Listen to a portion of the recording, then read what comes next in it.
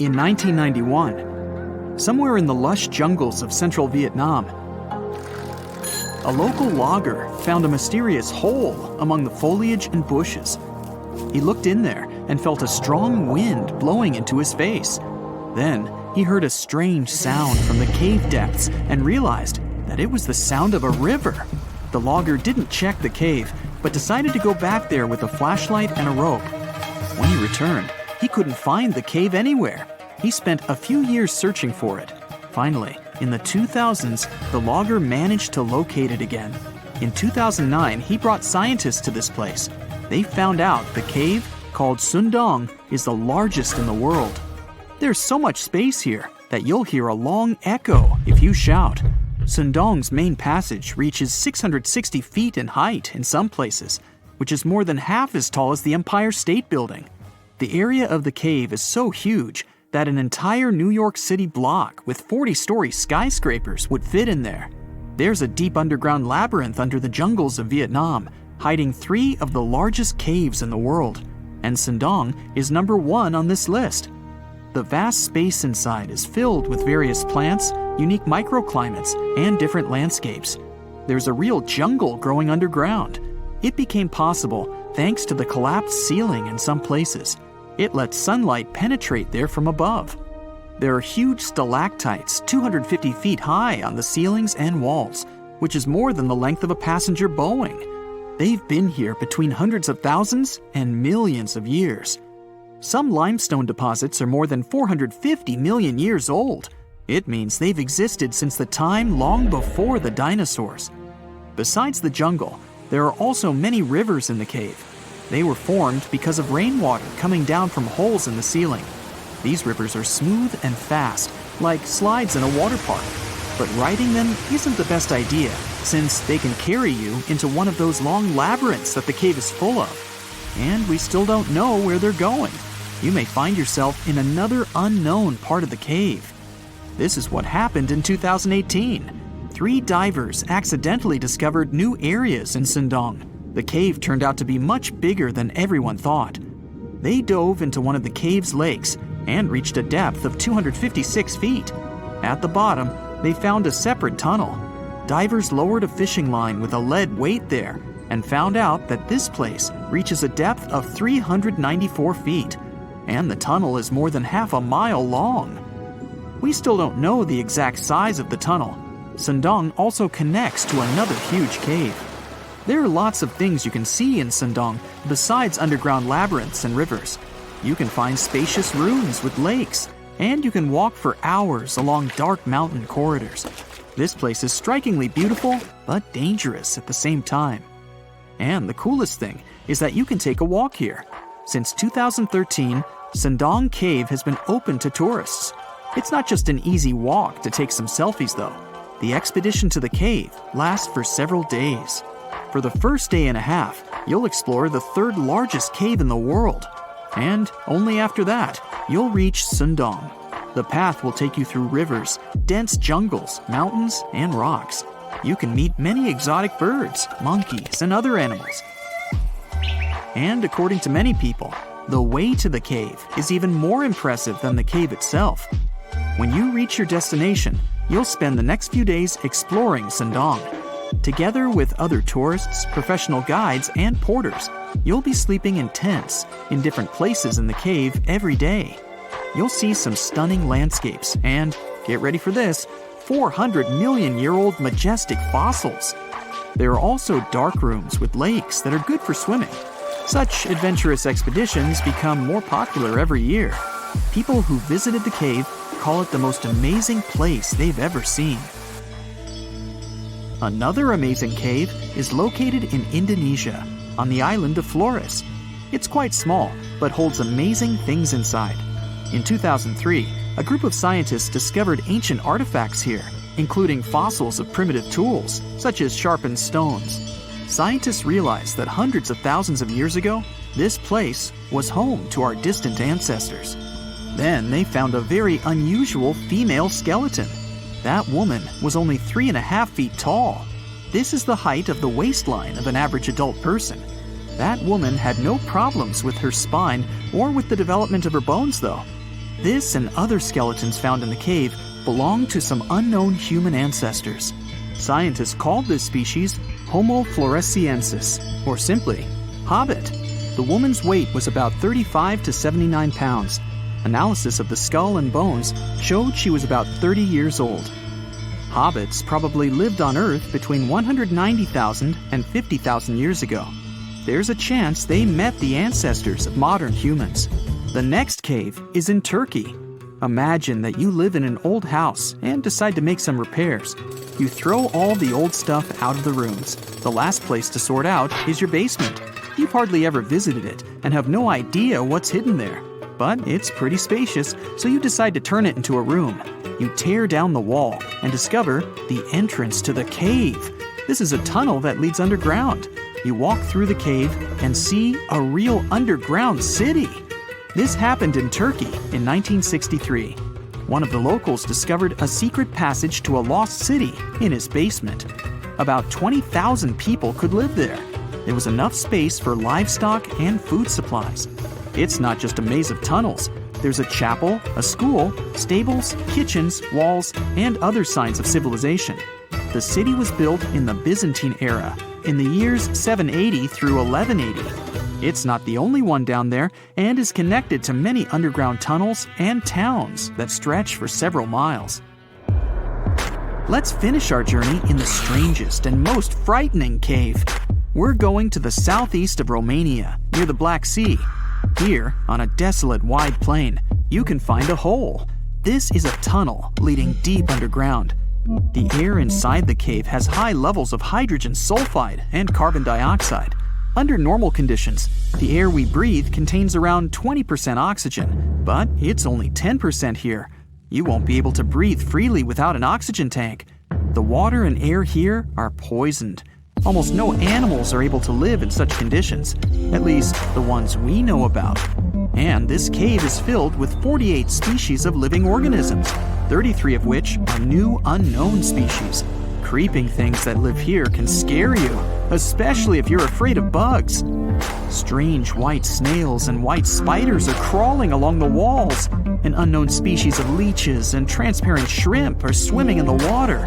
White millipedes with huge mustaches are creeping on the ground. Here you can also meet an unknown kind of scorpion with a transparent white body that doesn't look like any other kind of scorpion. Nothing here looks like ordinary animals at all. All creatures in the cave are white or transparent. They don't have eyes, but they have long paws and antennae whiskers that help to navigate in space. Plants can't live here without sunlight and clean air. This means that oxygen isn't produced in this place. So how do these creatures manage to survive? The answer is in the water. The surface of the lake and puddles here is covered with strangely moving foam. This substance is a living organism. It consists of 1 billion bacteria called autotrophs. Ordinary plants absorb carbon dioxide and use photosynthesis to produce oxygen. This cave is filled with carbon dioxide. Autotrophs absorb it and secrete tiny food particles. Bacteria feed on these particles. Larger organisms then feed on those bacteria, and so on. In the end, there's enough food for everyone. This process is called chemosynthesis. It's like photosynthesis, but uses water instead of sunlight in its chemical reactions. In this cave, evolution has created a completely unique biological system, separate from the rest of the world. You're strapped in a boat cruising down the Amazon River with the sun scorching hot. As you check out your map, your boat starts rocking back and forth. The water is starting to get more intense, so you hang on for dear life. You tuck your map in your pocket and try to take control of your boat. You strike some jagged rocks and duck low to avoid tree branches. Your boat strikes a large rock out of nowhere and capsizes. You're swimming in the murky green water. While you're trying your best to get ashore, your boat gets washed away. Underneath the water lies a whole new world of bizarre and dangerous animals. Candiru fish are snake-like creatures that can grow up to 16 inches long. Arapimus can weigh more than an adult male and are taller than most basketball players. They're the biggest freshwater fish in South America. They have a hybrid gill system that forces them to pop up to the surface every 5 to 15 minutes to breathe in oxygen for their large swim bladder. You swim out of the raging water and dry yourself off. Oh no, your map is completely soaked. There's no way you can get to your destination without it. You venture into the thick rainforest, shoving the branches and leaves away. As you get deeper, you notice something on a tree. It's barely moving, but it's got sharp claws and a raggedy coat. It stretches its arm to another branch and tries to pull itself up, ever so slowly. Sloths sleep more than half their days and only head down from trees once a week. They're so motionless, they sometimes grow algae and moss on their fur. The rainforest gets denser with each step until there's barely any sunlight illuminating the path in front of you. You notice a figure following you.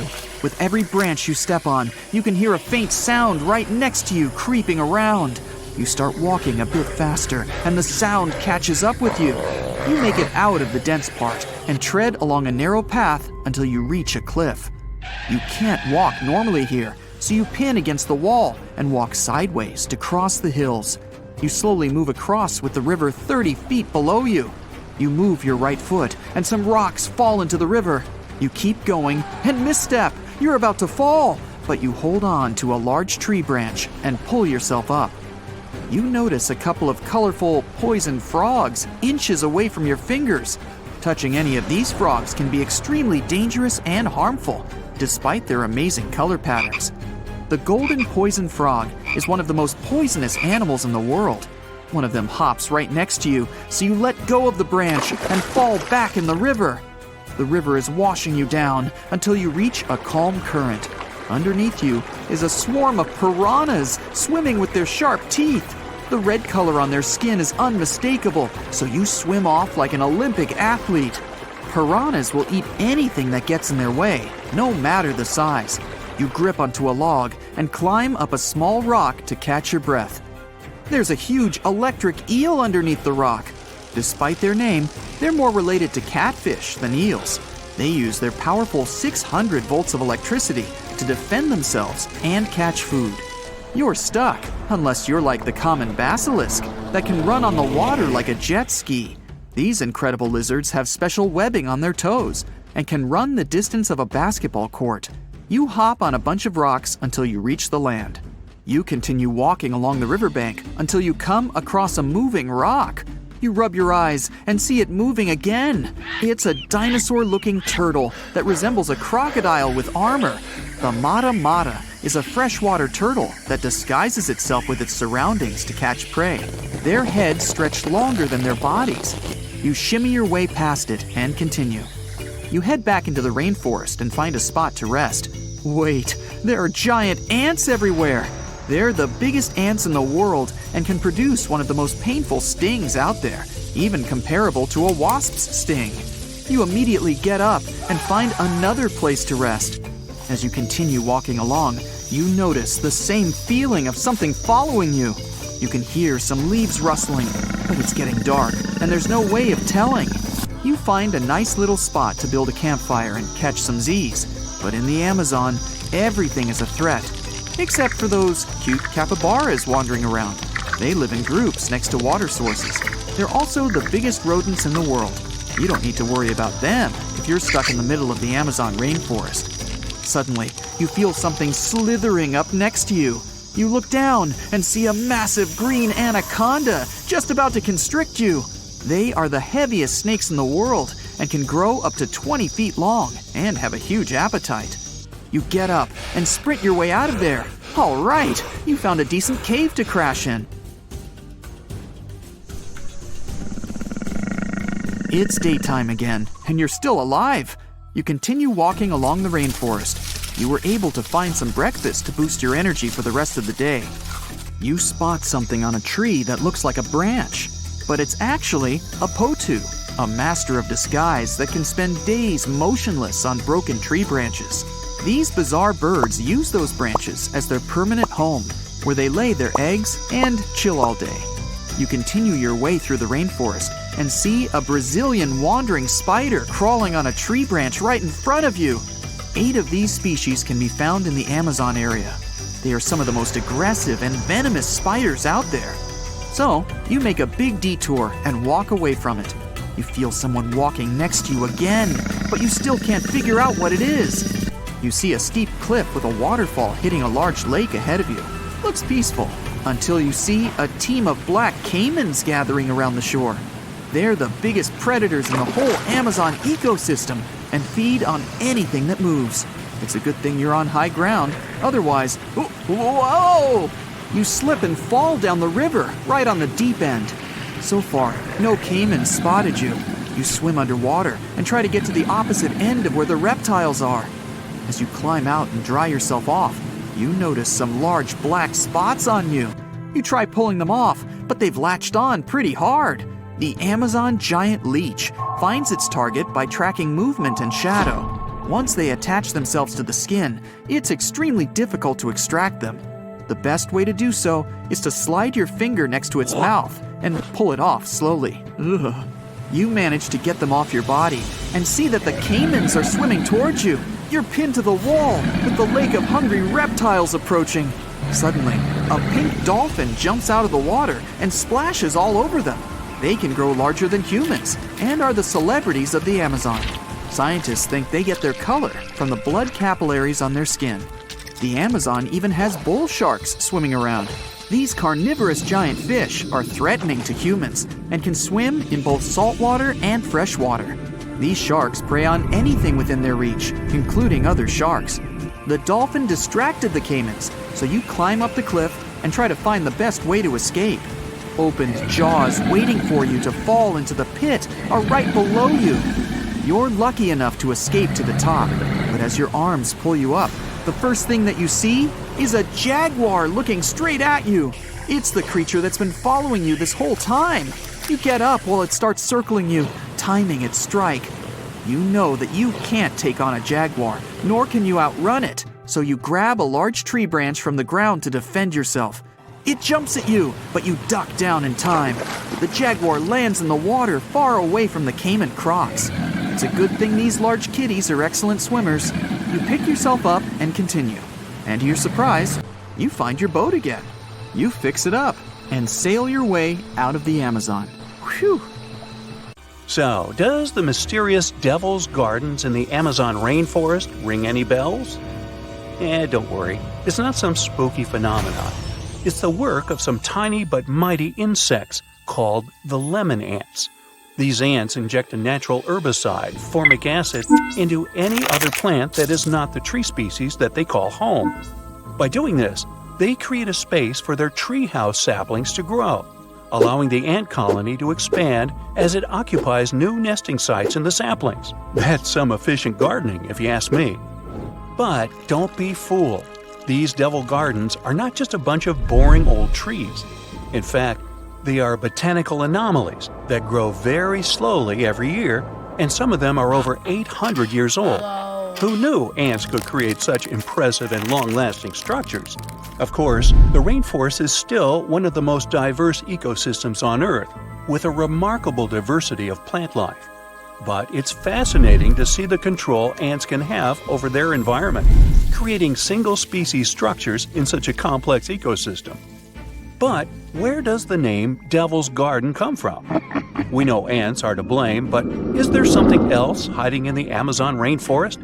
Well, picture this. You're strolling along, taking in the lush foliage, when suddenly you stumble upon a clearing. But wait, there's something strange about this patch of land. There's no vegetation, just a handful of trees standing alone in the dirt. What's going on here?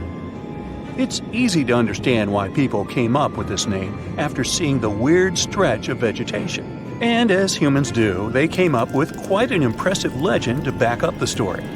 It was said that the inhabitant of this Eie Oasis was a shape-shifting evil spirit, like me. Just kidding. This little guy may have looked like a misshapen person walking on one hoof and one human foot. But don't be fooled. He supposedly had a whole bag of tricks up his sleeve, including the ability to transform into someone you know and lead you down the path to doom. Hey, it's just a myth, but you have to admit it was quite convincing, right? Clever landscaping ants aside, There are a lot of unsolved mysteries hidden in the Amazon rainforest, like its unusual geoglyphs, for example. Humans have been getting creative with the Earth's surface for ages. Geoglyphs are just one of the many ways we've left our mark on this planet. Basically, we take some sand or stones, move them around a bit, and voila! We've got ourselves a funky design that pops against the backdrop of the ground. A new study found that the area was home to up to 1 million people before Columbus first arrived in the New World back in 1492. That's a lot of people, and they left behind some pretty cool stuff. The Amazon rainforest is already amazing, with 1 in 10 known species in the world living there, and 1 in 5 of Earth's birds. But did you know that over the past few decades, archaeologists have discovered evidence of numerous large complex societies that may have inhabited Amazonia? It turns out that the Amazon rainforest was not just a pristine wilderness, but a hub of human activity as well. These South American geoglyphs are particularly interesting. They're these huge structures that combine square, circular, and hexagonal shapes. Archaeologists have found very few remains of habitation inside the enclosures, which suggests they were not settlements. Instead, the most likely explanation is that they were used for ceremonial gatherings. The exact function of these structures is still a mystery, though. To find out how widespread human settlements were in the Amazon, scientists focus on the basin of the upper reaches of the Tapias River, a major tributary of the Amazon. Using satellite images, they discovered 81 new archaeological sites in the upper Tapias Basin, with a total of 104 earthworks. That means there is no gap in the network of earthworks spanning across Amazonia's southern rim. When researchers conducted ground surveys of 24 of these sites, they found evidence that the sites they visited were once inhabited. These sites dated from 1250 to 1500 CE and range from about 100 to 1300 feet wide. The largest were typically hexagonal fortified settlements, suggesting a certain degree of planning and uniformity in their construction.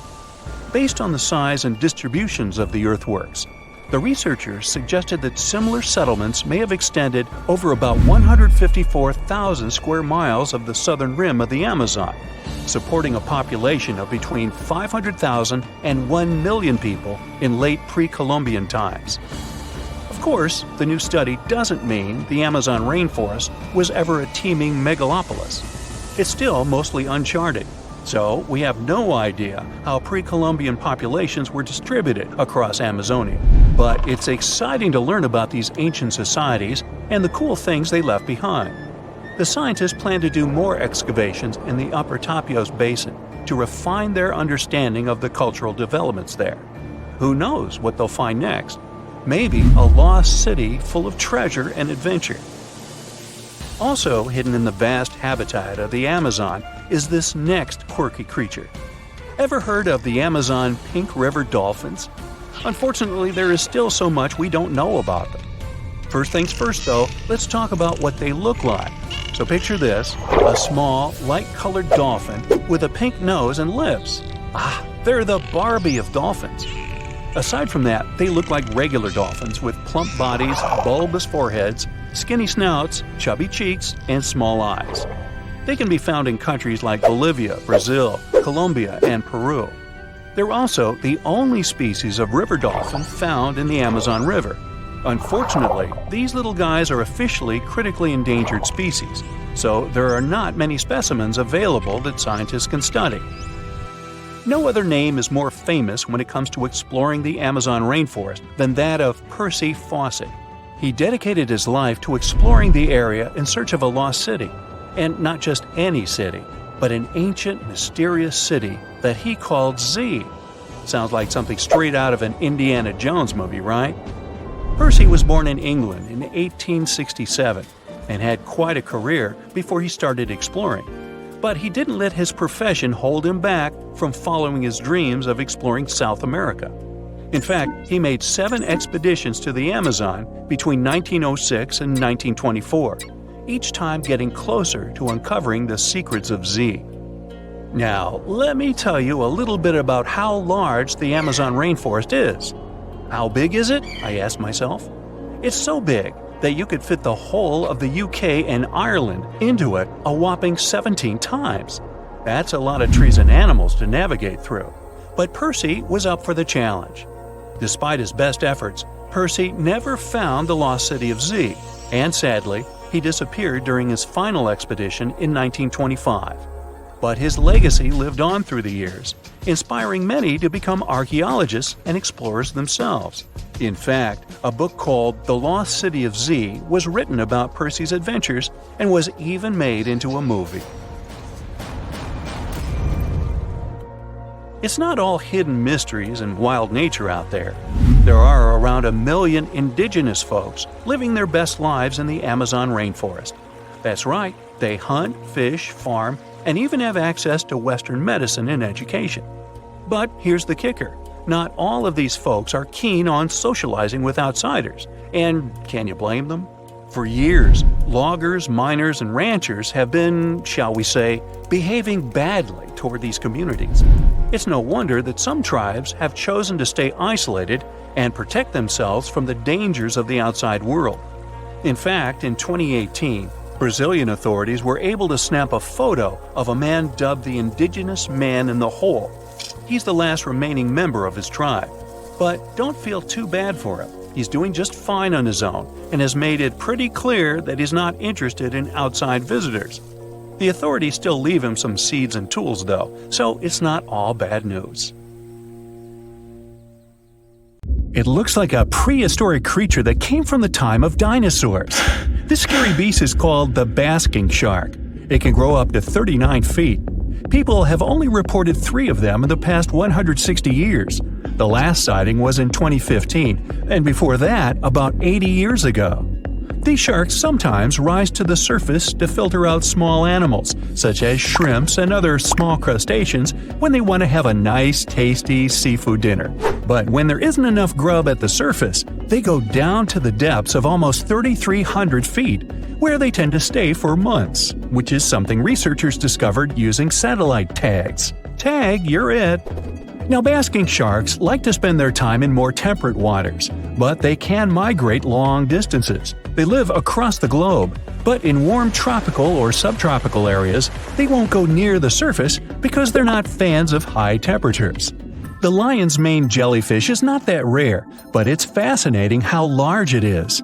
It's the biggest among jellyfish species and the longest animal. Its total length can reach 120 feet. That's approximately 23 feet more than the longest blue whale scientists know about. The jellyfish has around 70 to 150 tentacles, and they all contain huge amounts of neurotoxins that can seriously harm you if you come in contact with the animal. But people don't usually come across this type of jellyfish because it rarely lives near the coast, preferring the open ocean. Generally, you can find the lion's mane jellyfish no deeper than 65 feet below the surface, where it dines on small fishes, zooplankton, and some other types of jellyfish. It uses its tentacles to catch its value meal. Hey, you want fries with that? The giant phantom jelly comes out of the darkness and depths of the ocean's midnight zone. Its sun hat-shaped bell reaches over 3 feet across. This bell trails 4 ribbon-like mouth arms that can be up to 33 feet long. This quite rare creature uses its mouth arms to catch unfortunate animals swimming around and not knowing what's coming for them. Giant phantom jelly propels itself through the water with periodic pulses coming from its orange head. It glows faintly and mysteriously in the pitch-black depths. It lives across the globe in all the oceans except for the Arctic. I'm guessing it's too cold. Because of its odd shape, people often call the oarfish the dragonfish or sea serpent. It's about 26 feet long, which makes it the longest bony fish we know about, and lives at depths of 3,300 feet. Oarfish spend most of their time in the deep, dark parts of the open ocean in tropical and subtropical areas. They almost never come to the surface, unless, invited. It's a ribbon-shaped and shiny silver creature with a long red dorsal fin and red oar-like pelvic fins. Its body has no scales and is very thin. The fish can grow to a length of about 30 feet and weigh 660 pounds. Oarfish have really big eyes that help them see better in their dark, scary surroundings. The frilled shark is definitely one of the gnarliest looking marine animals out there. If you saw it somewhere, you'd probably think you went back to the age of dinosaurs. Yup, the frilled shark is a prehistoric creature because its roots go back 80 million years. This living fossil can grow to be 7 feet long.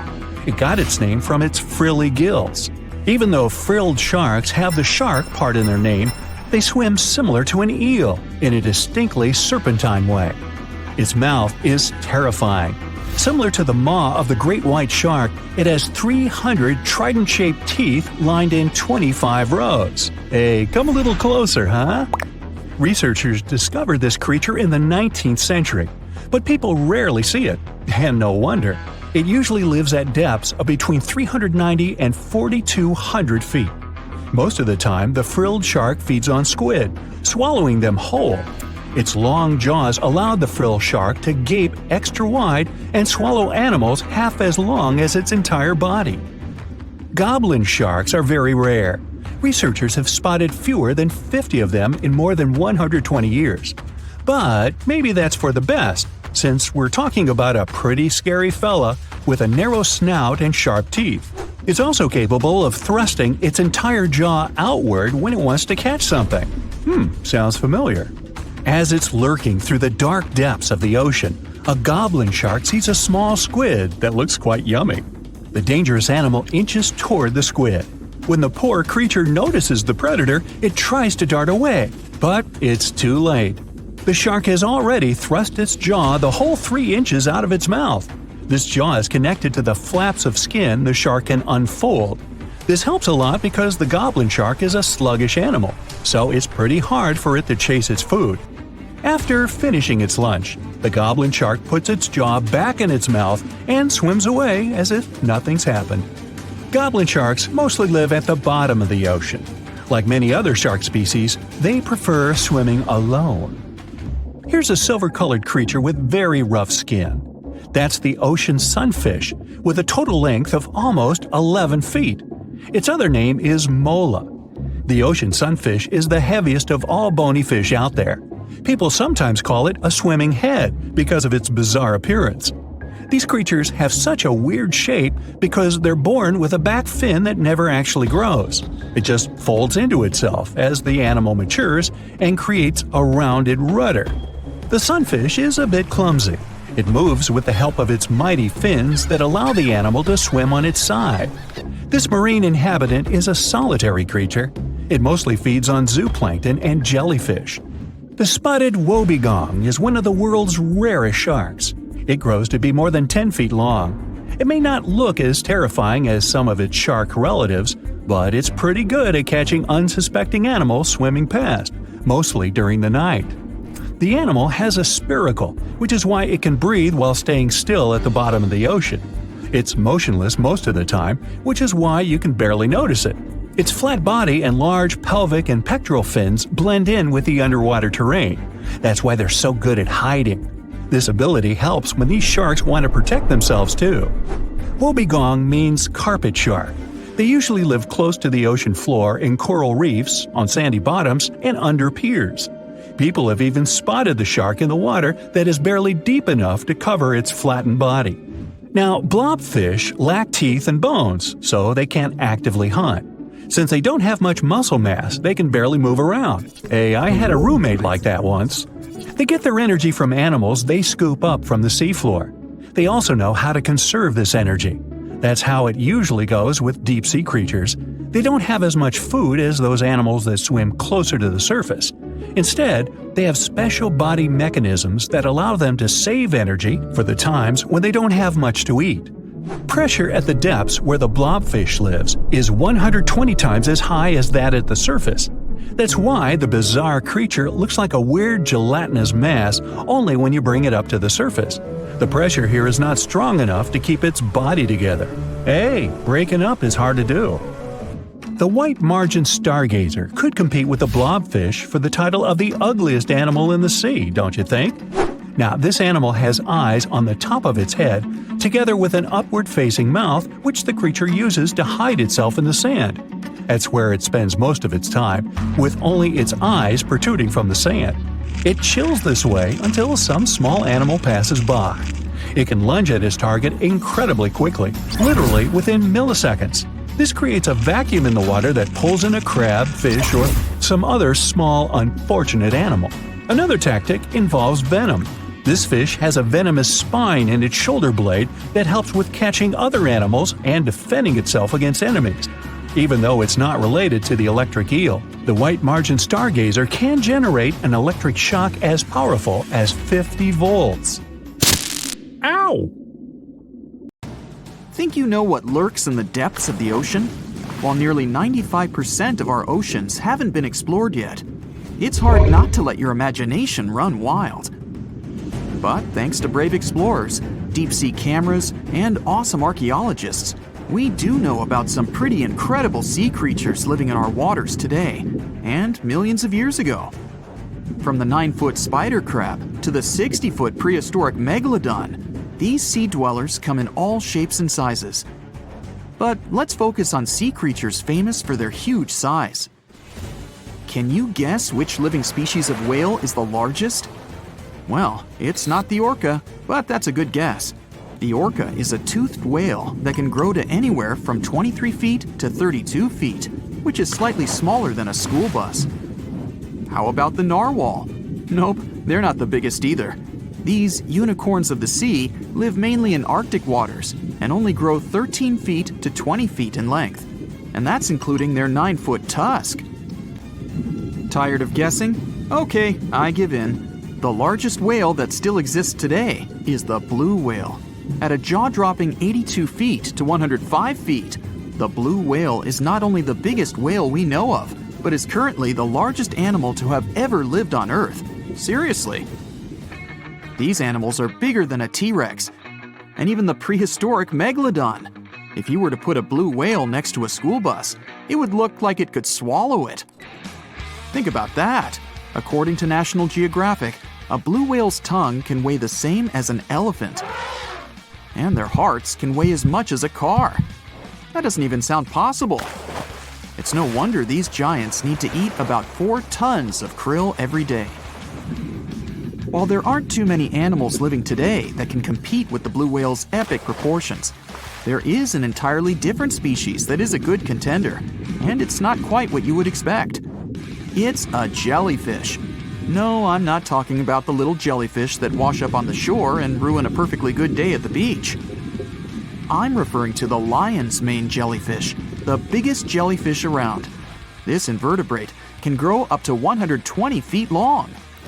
They also come in different gorgeous colors like red, purple, or even shades of orange. As if their length wasn't impressive, the lion's mane jellyfish boast a whopping 8 sets of 70 to 150 tentacles. That means they can have up to 1,200 in total. And here's the giant oceanic manta ray, the largest type of ray in the world. Their wingspan can be longer than a bus. These guys can reach 30 feet in length. They also have the biggest brain compared to body size among all fish. Unlike their stingray cousins, mantas don't have venomous tails. And while the lion's mane jellyfish and the blue whale are yet to be beaten for the longest sea creature, there is one marine creature that can grow even larger in length. The Portuguese Physalia physalis, tentacles and all, can reach a length of 165 feet long, and that's according to mentalfloss.com. While this thing may look a lot like a jellyfish, it's actually known as a siphonophore, and there are hundreds and sometimes thousands of them that are genetically identical. Their long tentacles help the organism catch prey, and its sting is fatal to most animals, even humans in some cases. What's even creepier is that if one of the tentacles comes off the organism for whatever reason, it can float around the water for days before decomposing. Even if it's detached, this tentacle can still sting you. But don't go running out of the ocean just yet. Your chances of being hurt by a Portuguese Physalia physalis sting are pretty slim. However, if you do get stung, the side effects aren't pretty, with welts, stomach cramps, an elevated heart rate, and an upset stomach. While you don't want to go anywhere near these long creatures, They sure are pretty to look at. Check out all those colors. The Shastasaurus is the biggest marine reptile that has ever existed. These predators lived during the late Triassic period, about 210 million years ago. These amazing giants could reach lengths of up to 69 feet and weighed more than 75 tons. This made the Shastasaurus as heavy as a blue whale. And if you could stand this creature up vertically, it'd be as tall as a 7-story building. Despite appearances, the Shastasaurus was actually pretty slim for its size. Its ribcage was only 6 feet across. You'd think that this big guy was chowing down on other dinosaurs, but that's not the case at all. This reptile survived on a diet that consisted of small fish and cephalopods, like octopuses and squids. The Albertonectes is a bright representative of the plesiosaur family, meaning that this marine reptile had a small head on an incredibly long neck and large flipper-like limbs that helped it move through the water. These creatures occupied the seas around North America 76 to 70 million years ago. The length of this sea monster could reach 38 feet, with its neck taking up 23 feet of that length. Its neck was a true record breaker. It had a whopping 76 bones in it. No other animal known to humankind has had so many vertebrae in its neck. Scientists aren't sure why they needed such a lengthy neck. They might have used it to collect shellfish off the seabed, or perhaps it helped them capture their main prey, fish and squids. This aquatic reptile also had gastroliths in its stomachs. Some of them were as big as 5.5 inches in diameter. The Tylosaurus belonged to the Mosasaur family. It dominated the shallow seas of North America about 85 to 80 million years ago. This was an enormous predator, with the biggest representatives reaching 45 feet in length. It had a narrow hydrodynamic body with a blunt, powerful head that the animal used to ram and stun its prey. Its body was equipped with agile flippers and a long tail decorated with a maneuverable fin. The Tylosaurus was a carnivore, and its diet included not only fish, turtles, and small sharks, but also other mosasaurs, plesiosaurs, and flightless birds. Meet Ophthalmosaurus. This prehistoric reptile thrived during the late Jurassic period and lived in oceans all over the world. Ophthalmosaurus weighed somewhere around 6,000 pounds and grew to approximately 16 feet long, according to newdinosaurs.com. That's about the same length as the beluga whale that exists today. It's too bad these guys went extinct before we had a chance to see them ourselves, as their cartoonish wide eyes and dolphin-like features are pretty darn cute. Of course, the Ophthalmosaurus evolved over time to become ophthalmologists, or eye doctors that we know today. No, that's just a lie. Just testing you. The Mosasaurus is a truly gigantic predator that dominated the seas all over the world about 66 million years ago. According to fossil evidence, some specimens could be more than 50 feet in length. This fact makes the Mosasaurus the biggest marine carnivore of its time. One of the most terrifying things about this creature was its crocodile-like head, decorated with literally hundreds of razor-sharp teeth, neatly organized in 2 rows on both jaws. The thing is that it was pretty challenging for the Mosasaurus to grab its prey in the water. That's why it had all these teeth, plus something special: pterygoid teeth anchored to the bones on the roof of its mouth. This made hunting and holding onto its prey much easier. The Styxosaurus belonged to the plesiosaur family and lived during the late Cretaceous period, around 85 to 70 million years ago. Upon first glance at this dinosaur, you might mistake it for a sea snake, and it'd be an honest mistake. Styxosauruses were about 35 feet in length, but over 16 feet of that consisted just of their long snake-like neck. They had a comparatively small body and weighed approximately 4 tons. Their mouths were full of razor-sharp cone-shaped teeth that they used to catch fish. They didn't need to chew their prey, thanks to the 200 small stones called gastroliths in their bellies that probably aided in digestion. At the same time, some scientists believe that the Styxosaurus used these stones to sink to the ocean bottom in search of particular types of fish. Looks kinda like Nessie to me. Okay, let's face it, we humans are pretty ordinary. I mean, we're no superheroes with superpowers, right? What, you didn't get the memo? But the animal world has a bunch of superheroes. Some creatures live forever, and those who seem to not care about the laws of gravity. Critters that are immune to venom, and those that can run on water. And some of them will send shivers down your spine. So the first superpower on the list is the ability to live without water. Kangaroo rats can get by without water for years. They actually don't mind living without any water. Humans, on the other hand, can only survive 3 days without water. Humans 0, kangaroo rats 1. These little buddies live in extremely arid desert areas and have to get water from the seeds and plants they eat. And although it may sound a bit disturbing, kangaroo rats also know how to extract water from their urine before they set off on a bathroom trip. This way, they don't waste a single drop of precious moisture. Well, that would come in handy at sporting events.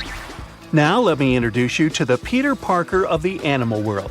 Yep, seems like Spider-Man is real, but not human. Meet a gecko lizard, or simply gecko.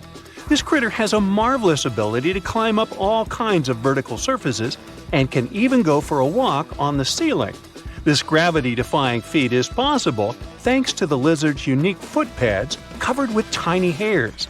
They can cling to almost any kind of surface, no matter whether it's smooth, hard, rough, or soft. One more fun fact about these guys is that they lack eyelids, so they always keep an eye wide open for what's going on around them. If you wonder how they keep their eyes protected, here's the answer. Their eyes are covered with a transparent membrane, the cornea. Sure thing, they can't close their eyes, and if they have something in their eye, they simply lick it off. Right, they clean their eyeballs by licking them. I guess that's another superpower. Any supersonic superpowers here? Sure. A 1-inch long subtropical shrimp disorients its prey with a sonic boom. Despite its modest size, the pistol shrimp is one of the loudest marine animals. When the shrimp snaps its claws, it creates a sound as loud as a sonic boom. Naturally, this sound stuns the prey, and the shrimp can catch it without too much effort. Now, in the comic world, there's venom. In the animal world, there's a guy that can be called anti-venom. Opossums are known for their handy trick of pretending to have passed away when a predator attacks them. But that's not the end of the story. These guys are also immune to rattlesnake and pit viper venom. The secret is a peptide that helps opossums neutralize dangerous chemicals. This is the reason why snakes are a favorite treat on opossums' diet. There's one curious thing they have on their diet: ticks. One opossum can hoover up about 5,000 ticks per season, and most of them are picked off their own bodies. Now, imagine a fish that is so notorious that it's called a dangerous fish. It's mabenga, and it literally translates to dangerous fish in Swahili. This monster lives in freshwater and doesn't mind having a crocodile for lunch. Not a whole crocodile, but mabenga can take a bite out of them. But to be honest, these guys are intimidated by the crocodiles, the same way the crocs are intimidated by them. Now, you're watching this video on some gadget, right? Well, we all owe the gadgets we have to the electric eels in some way. I mean, all gadgets have batteries, and eels contributed a lot to the invention of an electric battery back in 1800. I know, the batteries have unrecognizably changed since then, but still, the first electric battery ever was invented thanks to electric eels. Anyway, if you see one of them and want to thank them for their magnificent invention, don't do that. Thing is, they can deliver shocks up to 860 volts. You don't want to experience that. Now let's talk about the Count Dracula of the animal kingdom. Nope, I'm not talking about bats. I'm talking about the fanged vampire fish. These fish are known as payara and have 2 long fangs protruding from their lower jaw. Here's why some people associate them with vampires. Hippos are the beauty gurus, since they know how to save a fortune on skincare. Living under the harsh African sun, these animals secrete a sweat-like red oily substance that evaporates and keeps the animals' bodies cool. Besides, the fluid works as a moisturizer, sunscreen, and antibiotic all in one. But they're not the only ones with such a superpower. Mantis shrimp know how to produce natural sunscreen too, but they use it for eye protection. It's all about amino acid pigments, and these pigments act as special filters that contribute to their sharp vision too. That's what I call multitasking. Meerkats have dark patches around their eyes which makes them look even cuter. But these black circles aren't there just to make these buddies more adorable. They also function as built-in sunglasses. The dark fur on the patches blocks the blazing sun, and as a result, meerkats can gaze directly at the sky. On top of that, the sentry, a meerkat that watches out for birds and other predators, can easily see danger coming and alert its mates. Wild goats are famous for their climbing skills, but the alpine ibex from northern Italy is the champion. This critter can climb nearly any vertical surface, defying several physical laws in the process. Interestingly, the animals that do walk on the steepest cliff walls are typically mother goats with their little ones. Large males prefer to keep their distance and use flat horizontal surfaces. Smart guys. Some animals protect themselves with venom or nasty bites, while others use chemical tricks for protection. Listen to this. Some species of millipedes produce hydrogen cyanide and exude it when they feel threatened. Hydrogen cyanide is odorless but highly toxic. One little millipede can't seriously hurt you, but you may have burns or even blisters if your skin is sensitive. Plus, to make the picture even scarier, some millipedes glow in the dark. So watch out, and if you see a crawling spot of light at night, run away as fast as you can. When the bombardier beetle feels threatened, it sprays scorching liquid from the tip of its abdomen with a loud popping sound. As soon as the beetle senses danger, a chemical reaction starts in special reservoirs in its abdomen. The heat from this process nearly reaches the boiling point and also produces special gas that triggers the ejection. This super protection is usually fatal for the attacking insects. I guess so.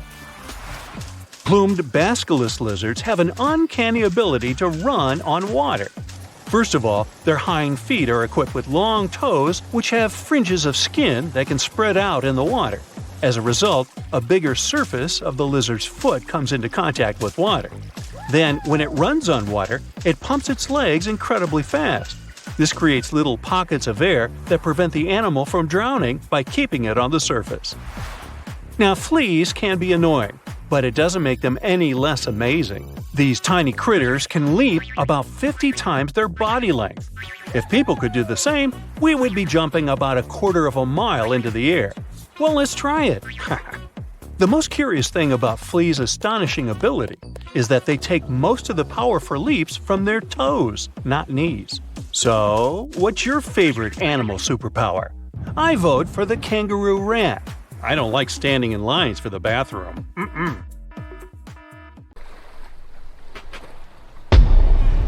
Many terrifying animals live deep beyond the waves, like this vampire squid living 3,000 feet below the surface in almost complete darkness. This animal has a cloak, like a vampire's. That's why it's called the vampire squid. Deep down at the bottom, it can't use ink to defend itself. So this animal has developed an unusual tactic. It glows slightly to scare away predators. If this tactic fails, the vampire squid can turn its body inside out, revealing tiny spikes. When you translate its scientific name, Vampiroteuthis infernalis, it literally means vampire squid from the nether. Despite its terrifying looks, it's a harmless ocean animal. This previous creature was not from space, but this object definitely is. Before Elon Musk found a way to reuse rockets, NASA would simply drop old ones after launching astronauts into space, most of the time in the ocean or deserts. In 2012, Jeff Bezos launched a mission to find the Apollo 11 rocket. They found it by using sonar, but it was in terrible condition. It was sitting on the bottom of the ocean, not far from the predicted site. They were able to rescue the engine and reconstruct 2 of them. The most famous lost city is Atlantis, but sadly, we still haven't discovered it. However, Heraklion was also just a myth until one British pilot saw something that looked like a city while flying over the Mediterranean Sea. He reported it, and 60 years later, a group of divers went there. They were shocked when they found an entire city underwater. It was loaded with artifacts that could tell us a lot about the history of the place. Now it's one of the best underwater archaeological sites in the world. It's believed that the rising sea caused the whole city to go underwater. The Titanic sank in 1912. The wreck was claimed to be officially discovered 74 years later. In reality, though, a fisherman found the Titanic 8 years earlier while fishing in the Atlantic Ocean. He was pulling out his net when he spotted a head stuck in it. Luckily, it was just a doll's head. Years later, after the fisher had passed away, his son sold the doll to a doll collector. She did a lot of digging and research on every person who had a porcelain toy on the Titanic. She found the owner of the doll. Ava Hart was on the Titanic and had a doll with her. Ava survived the catastrophe by a miracle, but her toy didn't. Hart even wrote about the doll in her journal, and every detail matched the toy found by the fisherman. The tripod fish lives deep in the abyssal zone, around 20,000 feet below the surface. It's adapted to such immense depths and uses its tripod fins to stay still on the bottom. This creature doesn't have big eyes, but even if it did, these eyes would be useless in the darkness. Instead, the tripod fish uses its fins like antennas to detect any movement in the water. This creature doesn't have much luck when it comes to its love life, so it had to develop unique tactics to reproduce. One fish can be both male and female. The next bizarre creature is the lizardfish. It has tons of razor-sharp teeth, a huge mouth, and really big eyes, which it uses for hunting. All this makes the animal look freaky. The lizardfish lives at depths of around 11,000 feet in the midnight zone, where there is zero light. This freak of nature basically eats everything it can fit inside its mouth, from small fish to other lizardfish. On the other hand, when they see other reptile fish, they probably fall in love instead, because finding mates at those depths is not an easy task. Like the tripod fish, the lizardfish can be both male and female at the same time. When you think of a river, you usually picture it on land. Still, nature is quite unpredictable, and it created a river flowing under the ocean in California. It's running at a depth of around 2 miles. This river has everything that an ordinary river has: sunken logs, trees, and rocks. And despite its uniqueness, it's not the only one in the world. There are also others in the Amazon and Greenland. A terrifying creature was discovered near Angola's coast by a remote operating vehicle. It looks like it doesn't have a head or a body. It was sitting at a depth of around 4,350 feet below the surface. After doing research, scientists concluded it wasn't anything from a sci-fi movie. It was just a cluster of siphonophores stuck together. In 2015, some random guy was diving in Caesarea, and something shiny caught his eye. He reached out, grabbed it, and realized it was a gold coin. After that, he examined the bottom and found out that there were many more. He reported the incident to the local authorities, and they concluded that he had found Arabic treasure. The coins were made of solid 24-karat gold and were a few thousand years old, but due to the perfect salinity and temperature, they looked brand new. The coins belonged to a ship carrying cargo. It was caught up in a storm and unfortunately sank. One of the weirdest things ever discovered was found in the Baltic Sea. It's an anomaly that looks as if it was created by a different civilization. It was discovered by Swedish researchers, and they basically had no idea what it was. They had to ask tons of other scientists for their opinions. When you look at this formation from above, it's 200 feet long, and looks exactly like a fallen spaceship. It's hard to believe that it's a natural formation, but spoiler alert, it's totally made by nature because the Baltic Sea has gone through many erosions throughout history. Most likely, the bizarre formation is the result of these processes. A group of divers in Madagascar were shocked when they found this 7-foot monstrosity of a knife on the seafloor. The speculation started immediately, and many said that the knife was from some giants that had fought megalodons and lived on Earth thousands and thousands of years ago. That could make a nice story, but the knife is most likely a movie prop that was lost at sea.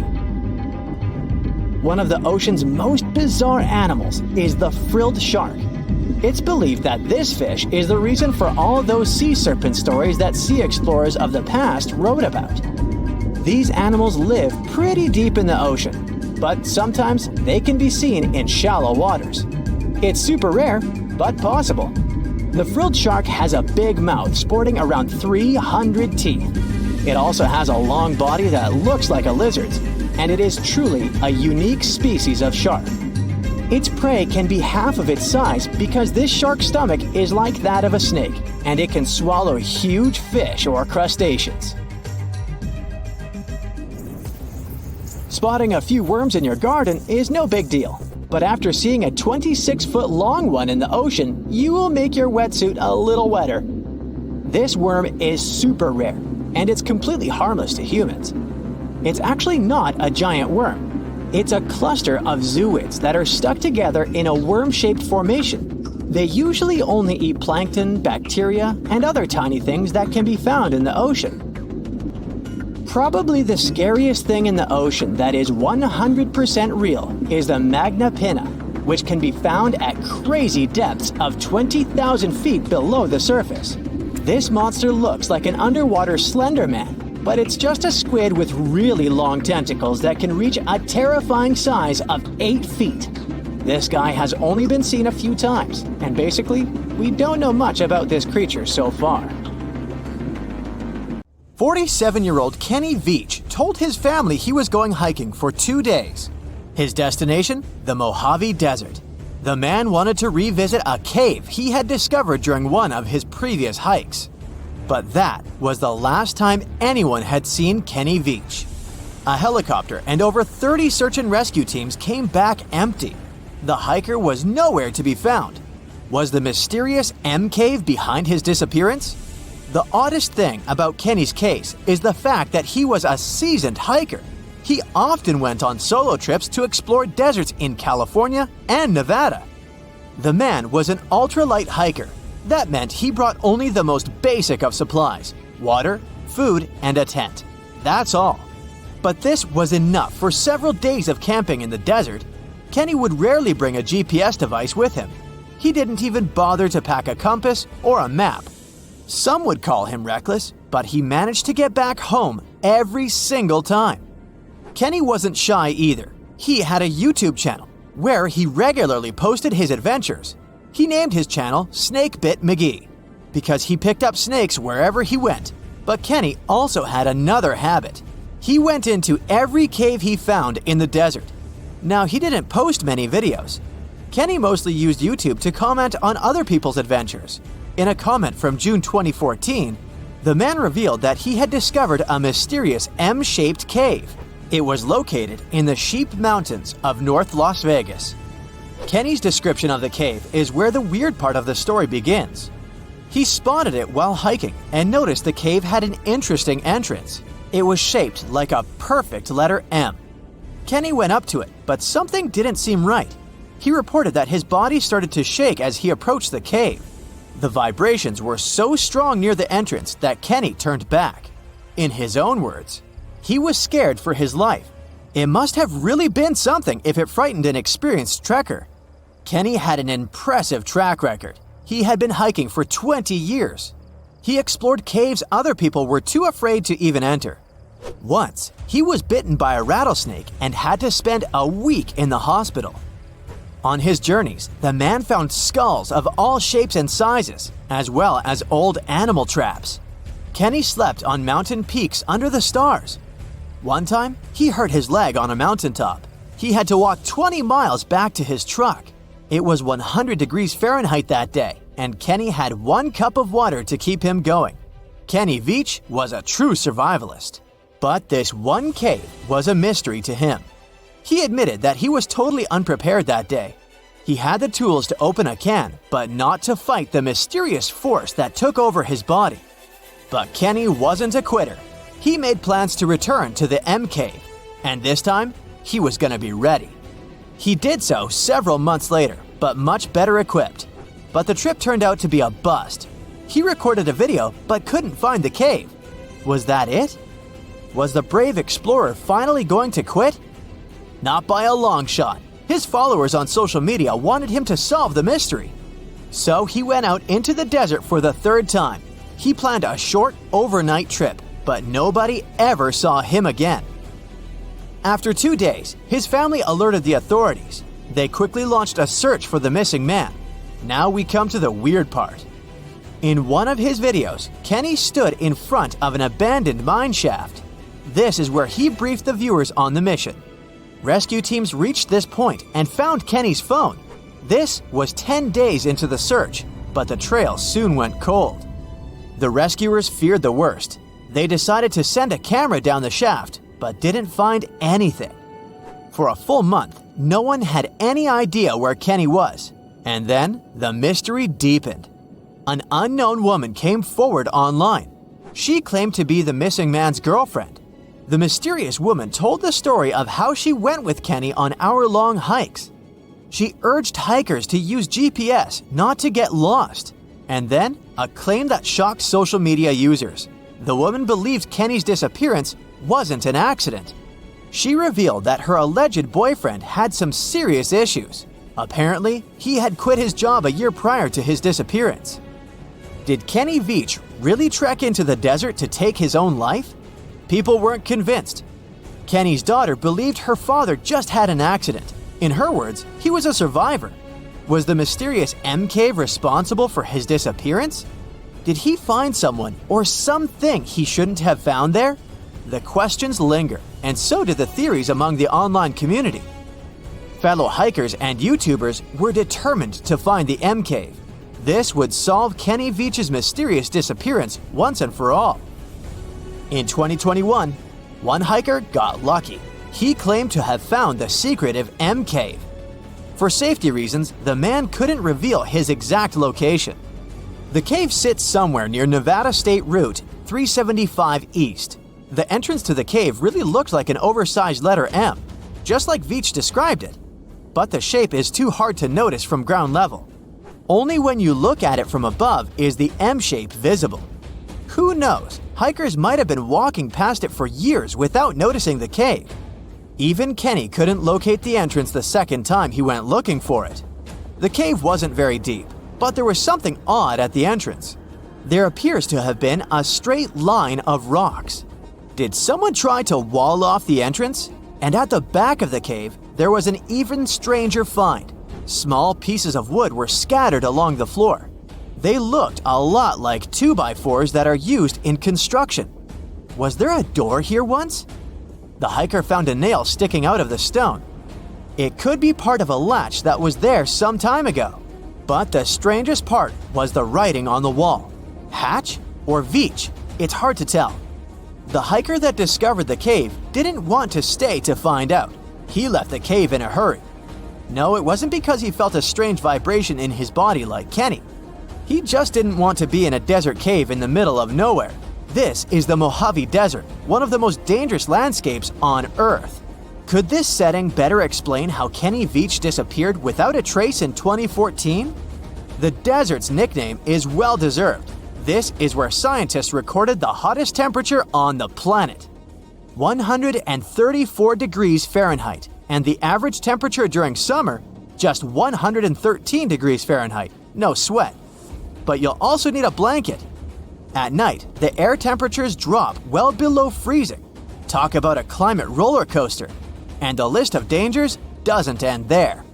The driest and hottest place in the United States is home to dangerous animals. Mountain lions, venomous lizards, spiders, and wasps. You name it. any one of these animals can end the life of an unsuspecting hiker. There is a reason why Kenny always wore snake guards when trekking. And then there are mine shafts. Local authorities strongly advise hikers not to enter them. These old mines from the 1800s are highly unstable. A person can easily fall down a hidden shaft. They also have pockets of bad air, which can suffocate a person. And remember the likable wildlife? They too live in these shafts. Rattlesnakes, scorpions, and black widow spiders. Kenny Veach could have easily fallen into one of these shafts, and there would be no help for him from miles around, since Nevada is one of the least populated states. So, Megalodon was one of the biggest and most ferocious monsters on our planet. Powerful jaws, razor-sharp teeth, gigantic size. But what do you know about how it sounded? Imagine how loudly it growled, permeating the underwater world with sound vibrations. This sound resembled nothing. Megalodon didn't have a voice. It was a shark, and sharks don't have sound-producing organs. It was a quiet danger. But despite its muteness, yes, that is a word, you could have still heard it. Come with me. Now you're underwater, clenching your fist, raising your hand, and quickly bringing it down. Now imagine that you have a big submarine instead of a fist and hear the water flowing around the smooth surface of the hull. That's what a megalodon sounded like. When this monster was swimming out to the surface and opening its jaws, it sounded like a waterfall. The giant shark swam at high speed. When the water was passing through its mouth and gills, it sounded like a flowing river, a fast, powerful river. Megalodon had no voice, only the scary sound of flowing water. Other ancient fish could make sounds, but you would hardly hear them. Whales, dolphins, and their distant ancestors are not counted because they're mammals. Fish communicated at frequencies elusive to human ears. They still have this ability, but in most, the ocean was and is a pretty quiet place. So let's get out on ancient lands and check what was going on with the sounds there. Thanks to modern technologies, scientists can analyze the sounds of many ancient animals. Using CT scans, they found that some dinosaurs had complex systems of small open pockets in their skulls. They used these winding cranial mazes to reproduce a wide range of sounds and regulate body temperature, and people have managed to hear them. An ancient bird that lived 79 to 140 million years ago, Vegasus, sounded similar to some farm birds like duck and geese. But the ancient creature probably screamed in a scarier way. Scientists found this out thanks to the Syrinx fossil they discovered in 2016 in Antarctica. It's the oldest known vocal organ in the world. It helped Vegasus make a double humming sound coming from the left and right sides of the Syrinx. Imagine a duck and goose screaming. Increase the volume several times. Perhaps that's what its distant ancestors sound like. As for other flying reptiles like the pterodactyl, it couldn't scream like Vegasus because it didn't have a syrinx. These winged monsters could growl, hiss, and snap their beaks, and this was their most effective sound. Remember any tall basketball player. The skull of the pterodactyl was slightly longer than their height. Just imagine what a noise the dinosaur created when it was snapping its powerful beak. The clicking sound could deafen and frighten other ancient creatures nearby. Now, you probably know what a Tyrannosaurus sounds like, thanks to the movies. Among thousands of others, you'll recognize this prolonged roar similar to a chainsaw, vacuum cleaner, and horn.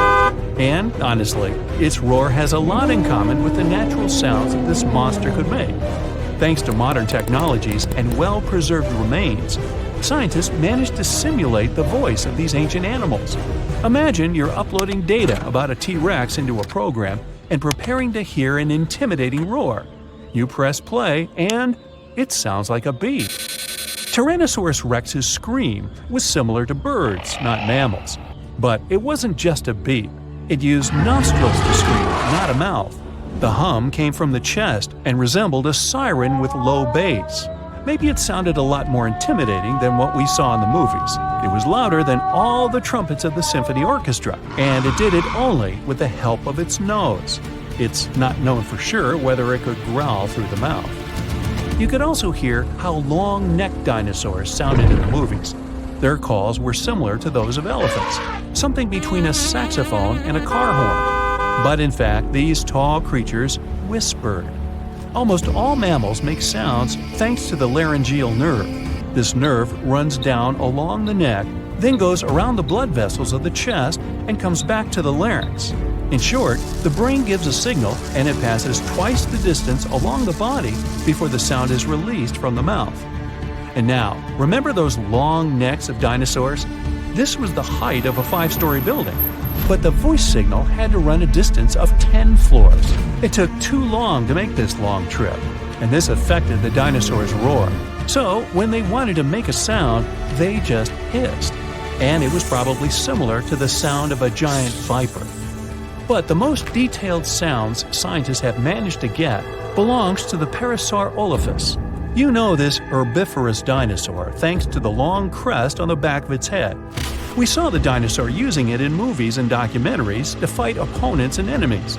Some scientists believed it also used the comb to drop fruits and leaves from trees. Others thought the dinosaur used it to improve its sense of smell. But it turned out that in addition to self-defense and fighting, they used the comb to make loud and scary sounds in different keys. Scientists replicated this with fantastic accuracy thanks to the structure of its hard tissues. Almost all living beings with a voice use soft organs to make sounds, and these soft tissues decompose quickly. Parasaurolophus had solid ones. They noticed tubes leading from the nostrils to the crest and back to the nostrils when they found the skull. It was like a crumhorn, a curved musical wind instrument. This proved the dinosaur used the crest on the back of its head to make the sounds louder. The comb allowed it to trumpet, so its relatives could hear it in the forest. They made humming sounds with low and high notes. Mix a saxophone and trumpet with a goose hum, car horns, and low frequencies, then increase the volume several times. That's what Parasaurolophus sounded like. That's also what my 4th grade band sounded like. But I digress. You can listen to different shades and timbres of this dinosaur on the internet. It used noises with different tones to create complex social connections. They could communicate, identify each other, trumpet danger, or conversely, signal their friendly intentions. Alright, we've just heard how some ancient reptiles sounded. But what about ancient insects? They didn't have vocal cords, of course. Instead, they used friction between body parts. Look at modern crickets chirping with their wings. One wing has tiny notches. The second has the shape of a mediator. Take a simple plastic comb and run your fingertip over its teeth. Crickets make their sounds by the same principle. Their wings vibrate and release a series of sound waves into the air. But the clicking of an ancient bush cricket was very different from modern insects since they were much noisier. The sounds of these clicks were like a whistle. With the help of high-frequency waves, they could also communicate secretly as if they were doing it through a closed radio channel. If you heard this, you would hardly be able to fall asleep to it. Now, modern crickets are not so loud, as they began to add more high frequencies to their sounds. Higher pitch waves don't spread as far, reducing the risk that a bat will hear the insects. Just imagine how the jungle of that time sounded. The loud chirping of crickets hurts the ears. Then you hear a brachiosaurus hissing. The clicks of pterodactyls shake the sky like thunderclaps. Then you hear the trumpet sounds of different tones somewhere in the jungle. These are Parasaurolophus communicating with each other. And then you get scared by a loud Tyrannosaurus siren. What a racket! You'd probably not find peace in such conditions. Fortunately, humans appeared millions of years later. And, by the way, scientists have managed to find out and understand what our distant ancestors sounded like. They carefully examined the insert function of the mouth, nose, and throat on the Neanderthal skeleton. Their voices were similar to ours, but the phonetic range of an adult Neanderthal was the same as if they were 2 to 3 years old. It was like mumbling without consonant sounds. The study of the skull couldn't recreate precisely the sound of Neanderthals, but in 2007, scientists extracted DNA samples from their bones. They found a variation of the gene that responds to human speech. Scientists believe that Neanderthals fought with Homo sapiens, you know, our family tree. As a result of this conflict, their kind became extinct. But the found gene points they could have had other connections with each other. Perhaps Neanderthals could understand their language and even pronounce some words. The sky suddenly turns orange. All you can see as you look up are millions of butterflies. You just got lucky to witness the spectacular natural show, the annual migration of monarch butterflies. Every fall, as the days get shorter and the temperatures go down in the northeastern US and Canada, these beautiful creatures leave their summer breeding grounds. They travel up to 3,000 miles to Mexico and never come back. Their perfect overwintering ground is high in the mountains. Millions of monarch butterflies are safe there in the canopy of OML fir trees. Once the winter is over, it's time for them to go back up north. They make a stopover around Texas to mate and lay eggs on milkweed plants. A few days later, these eggs turn into caterpillars that feed on the plant until they transform into grown-up butterflies. Now, it's their turn to continue the journey up north until they find a new breeding ground. This way, generations keep changing en route, and it may take up to 5 of them to get to the final destination back in Canada. It's a natural mystery how the butterflies traveling south live up to 8 months traveling with the air currents. The same species going back completes its life cycle in 5 to 7 weeks. Scientists still don't know why the monarchs migrate and how they find their way. It could be connected with the blooming of milkweed plants, their primary food source. They probably find their way around based on the position of the sun.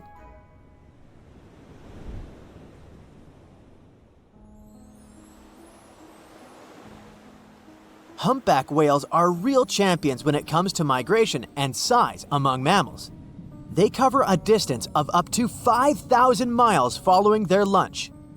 In the summer, they move towards the poles to colder waters, where there's plenty of krill and small fish. In the winter, they go south towards the equator's tropical waters. They also travel to mate. They have specific locations where they gather to do it. During the winter breeding season, you can hear male humpback whales sing, most likely to attract females or mark their territory. They produce a long series of calls and can repeat the same song for several hours. When the song changes, all singers that are currently migrating pick up the new tune. It's amazing how they do it when the distance between groups can be over 3,000 miles. Sea turtles migrate for more sentimental reasons. For hundreds of millions of years, these cute family guys return to the exact place where they were born to lay their eggs. They can cover up to thousands of miles, mostly when the seasons change and the waters are of a comfortable temperature. It could take them years, since some of them travel across the Pacific Ocean between Indonesia and the west coast of the United States and Canada, which is a total of 10,000 miles. But how do they find the exact spot they need if their parents can't just send them a geotag? Scientists have found out that they navigate using the invisible lines of the Earth's magnetic field. It turns out that each part of the coastline has its unique magnetic characteristics. The turtles remember theirs and travel using their internal compass. The magnetic field changes slowly but surely, so they have to shift their nesting sites accordingly. Salmon are born in freshwater streams and move to the ocean as juveniles.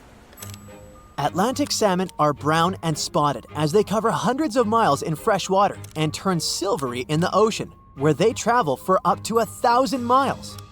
Adult salmon stay in the ocean for 1 to 5 years, feeding mostly on zooplankton. Then it's time for them to go back to freshwater to spawn. On their way back to the breeding grounds, they have to ascend thousands of feet against the current in mountain streams. This challenging journey is called a salmon run. They set on this run because they know the stream they're headed to will be good for spawning, and they'll meet the right species to mate with. Young salmon remember the smell of their home stream and probably even take note of various points along the way to the ocean to find it again. Just like sea turtles, they use the Earth's magnetic field as a compass for their travels. Pacific salmon and most male Atlantic salmon only live for a few weeks after spawning, and some female Atlantic salmon survive and migrate back to the ocean. Caribou, better known as reindeer, are the champs when it comes to migration distance among land mammals. Every spring, they cover a distance of around 400 miles in Alaska, from their winter to their summer feeding grounds. Individuals cover up to 3,000 miles, but herd migration is way more spectacular. The largest herd has at least 260,000 members, and its migration territory covers an area larger than California. Scientists put radio tracker collars on some herd members and take thousands of photos to count them all. This census is organized every 3 years in good weather conditions to see if the population figures are rising or falling and track their migration patterns. Caribou grow through all this migration trouble to safely raise their newborn young. They reach remote grounds where golden eagles, wolves, and grizzly bears won't bother the youngsters during their first, most vulnerable days. Another good excuse to hit the road up north for them is to save themselves from mosquitoes, which would be a huge problem in warmer months. Plus, they get fresh seasonal foods from the areas they stay in. Their migration helps fertilize the grounds they pass by, which means the tundra should thank them for regenerating and protecting its grasslands. Wildebeest, also known as gnus, are relatives of antelopes and gazelles. They spend most of their lives in the Serengeti Plains of southeastern Africa, grazing on the grassy savannas. Every year at the end of the rainy season, normally in May or June, millions of wildebeest head northwest in search of greener pastures, and then back again. This migration is so spectacular that it's considered one of the 7 wonders of the natural world. Sadly, not all wildebeest make it to their final destination, as they have to cross rivers full of giant crocodiles and pass by hungry lions and other predators.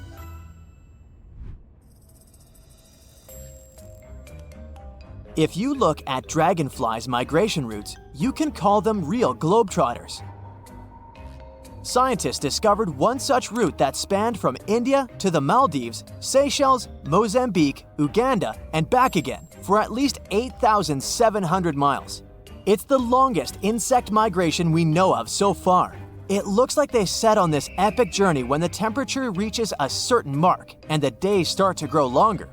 They seem to be following the rains as they start during the monsoon season in India and arrive for the rainy season in eastern and southern Africa.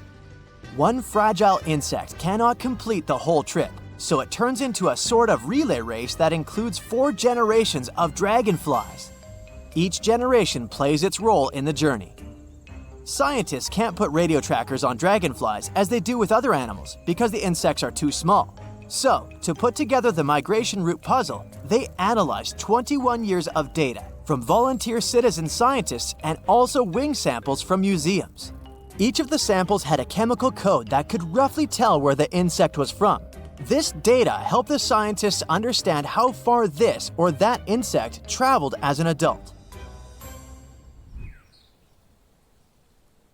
Elephants are known to have traveled across Africa for centuries. They rely on their herd leader's memory when it comes to recalling the tricky migratory routes. This big elephant boss leads everyone else to sources of ripe food and water when the seasons change. They also migrate to avoid danger, which is mostly represented by humans. Elephants have developed their own communication methods to pass on information about prospective danger. They use chemical secretions, vibrations, gestures, and touch. Recently, many African countries have restored some of the oldest elephant migration routes. These big-eared guys usually avoid dangerous areas for generations, but once they know the route is safe, they start using it again.